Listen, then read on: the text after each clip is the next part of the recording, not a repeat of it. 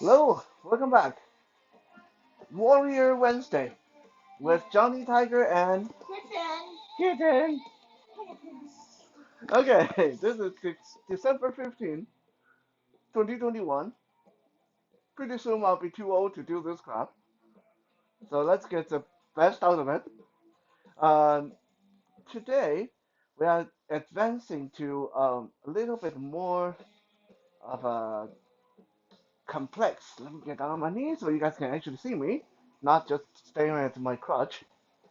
Low angle on the camera, so you guys know we're going to the ground today, right? So we're going to build on what we've been doing with sleeve control and take it one step further. And let's say you are able to get on top of your attacker, how to control them and have that good fine control using the sleeve and your body positioning. And there's several ways. We're going to just show one for today because it is a little bit more complicated. And I'm not even sure you guys will be able to see everything on the camera. We are probably going to have to reposition a few times uh, for you guys to be able to see it. Uh, in its entirety because we just don't have a lot of room to maneuver, and that is one problem with this area. But we'll do our best. So we're going to take one step back to one of the previous episodes where Kitten learned how to do the takedown with a sleeve, and then go from there.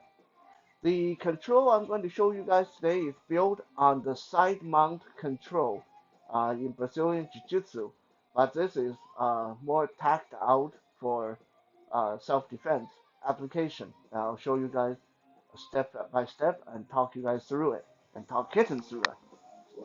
So, me as the attacker, I'm standing, and Kitten is down on her knee. So basically, she started out standing too, but I just like pushed her down. She fell down and she got back on her knee. But now I'm coming in trying to get her. She got the sleeve. Remember, this one arm grabbed the sleeve, the other arm snake through, grabbing the sleeve too. Now she got a very good two-hand grip on the sleeve. This is already a pretty decent control point. I want to remind you guys, unless you have no choice, you don't want to go to the ground. So if you can, once you get a hold of both hands on the sleeve, you can actually just stand up, right? Yeah, and you'll actually, if she tug me to the side, she'll end up behind me. Yeah, she'll end up behind me like this. And then she can go into the rest of her control from behind, right? So that's just a little bit of side note. You don't just think that okay, I'm going to put my jiu-jitsu to use and I'm going to stick to the ground. If you can stand up, right? Okay. But in this case, let's say she doesn't feel comfortable standing up. That the person is just too big, too aggressive, and she doesn't know if she can control him. So she gets a double-handed grip on, wrap her arm around my sleeve, the other arm around my arm. This is like a what I call the serpent style grip because her arm, if you guys can see, winds around my arm like a snake. Right? From here, you guys seen this already. She's going to drag and hug my arm to her and drag back. That dropped me down to almost like a plank position because I am going to try to brace myself from this point. Okay? Now, from here, how do you take the person all the way down? Because the person can still struggle a lot from here. Right? From here, she still hold onto my arm or my sleeve. All she has to do is do a tug and push. So she wants to tug me back and then flip me over. And then from here, she's going to squirm on top of me, laying across me. This is the standard side mount. Okay, she's going to get her arms on the left side of my body, her legs on the right side of my body, right? Actually, follow me. We're going to switch positions so they can see. Oh, come down a little bit, down a little bit. Yeah, there we go. Now you guys should be able to see it better, right? I hope. Yeah. So I am flat on my back, and she's laying across my chest, and her knees are on one side, her arms on the other side. Okay. So uh, this is where we're going to slow this down and take it step by step. Once you get the person to here, the person is going to either be kicking, which is really not that big of a threat to you, right? Ugh. Yeah, most people can just generate a lot of force there. A person is going to be try to muscle this and try to get off the ground. No, okay. At this point, you can take a second or two to just lay there and gauge what the person is going to do. Because the one thing that is really good about this side mount control is she got a hold of my left arm, so I can't reach my pocket to get a weapon. She got my right arm pinned and blocked with her leg, so I can't get this down to the ground either, to my pocket either. Right? So what she's waiting for is for me to start trying to hit her with my free hand, my right arm. When I start doing this and get really annoying, she's going to keep her right arm on my left wrist, so my left hand won't get free. And then she's going to free up her left hand to grab and put that to the ground. Once she gets my right arm to the ground, she's going to shimmy her left leg over my right arm so she can put her knee or her shin on my right arm. So now this can be a pest. Now this is him. Now I'm spread eagle. Then she's going to get her free hand back on my left bicep. Left bicep. Yeah. And she's going to make sure that she has that under control. And she's going to take my left sleeve in her right hand and drive my left sleeve to the ground. Okay? Why do we do sleeve rather than wrist? Okay? We'll have Kitten take her left hand away. This is her with her knee on my right arm, her her right hand on my left sleeve. So we'll watch. If I struggle,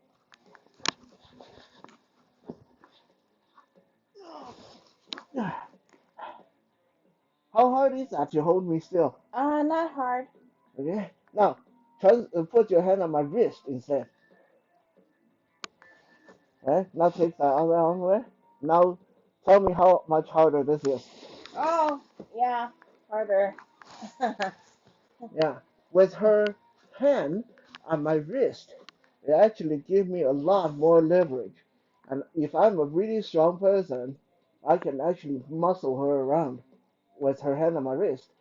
But because her hand on my sleeve, when I try to brute force this, a lot of the force go nowhere. It's being dumped to the side because it's not a straight connection.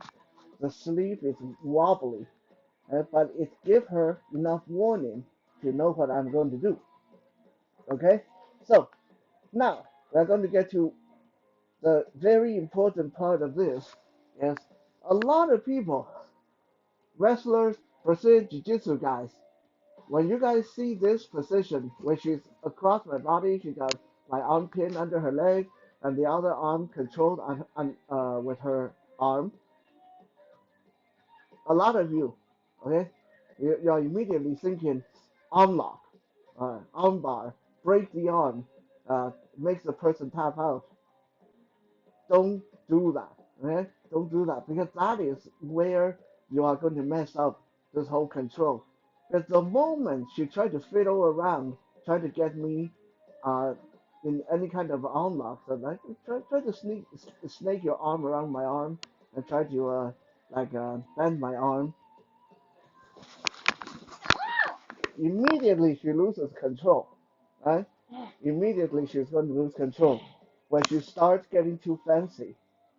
And this is all about simplicity, right?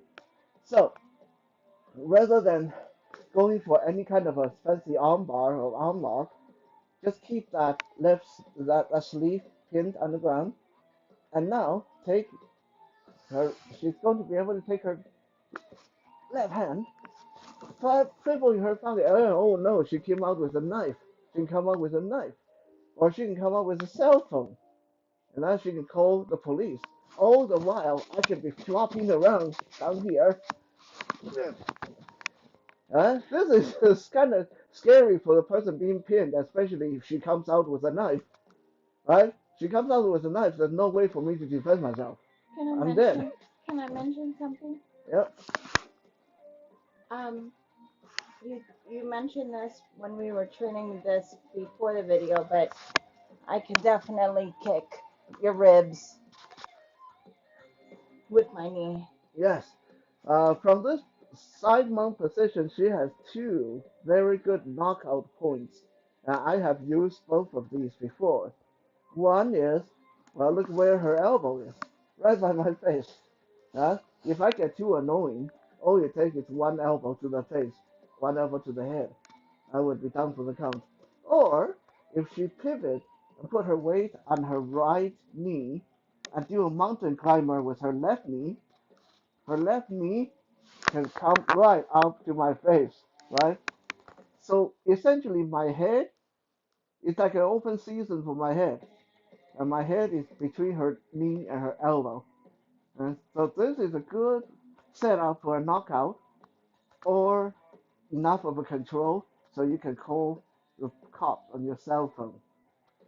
Okay, we're going to reset so I can breathe.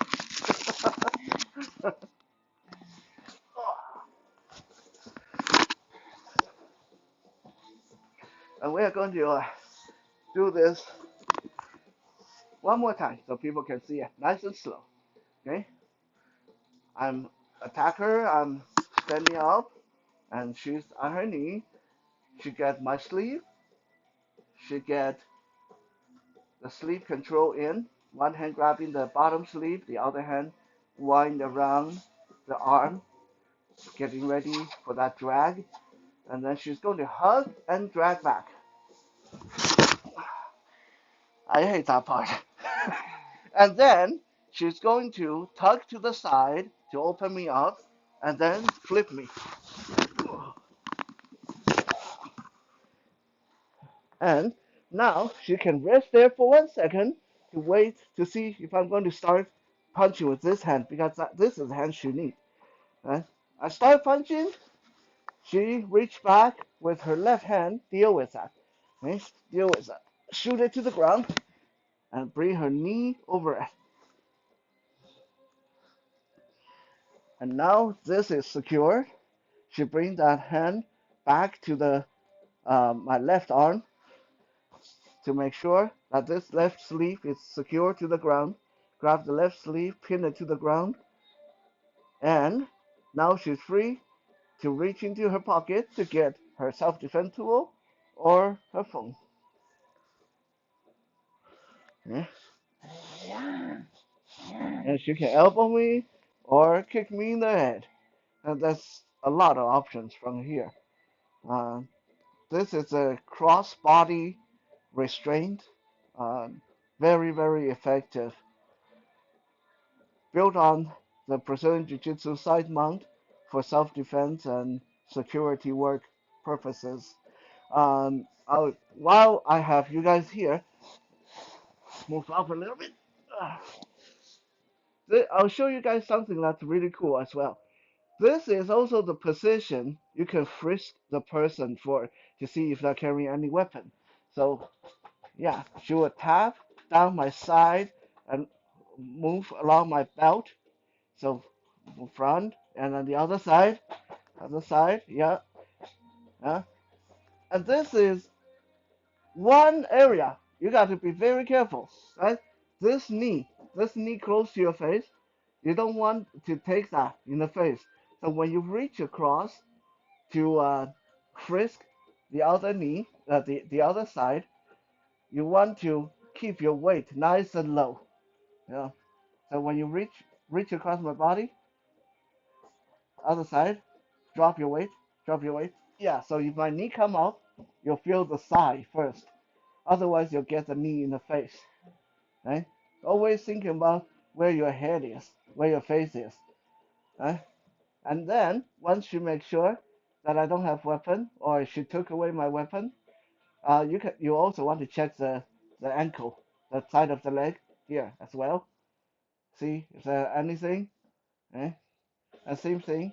Check the other leg, but keep your body nice and low, nice and low. There you go. There you go. And then transition that hand back onto my sleeve.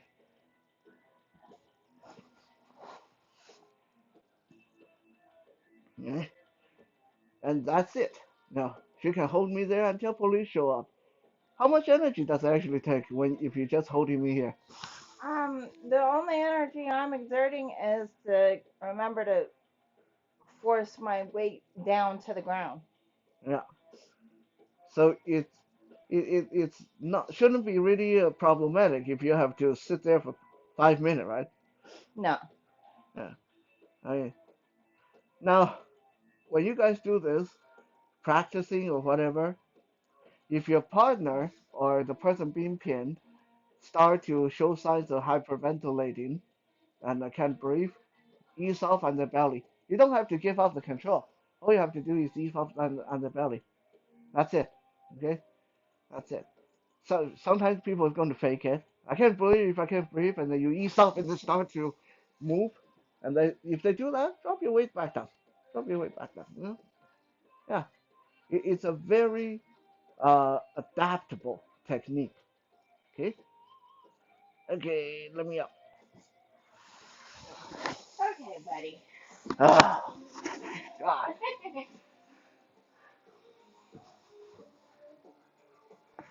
So that's it, folks. Kitten get to abuse me on camera once again. Crossbody restraint with Kitten. We'll be back Survival Saturday for a different sleep control technique on the ground. For now, have a good day. Good night. I think I just totally like back armed, like close line the camera.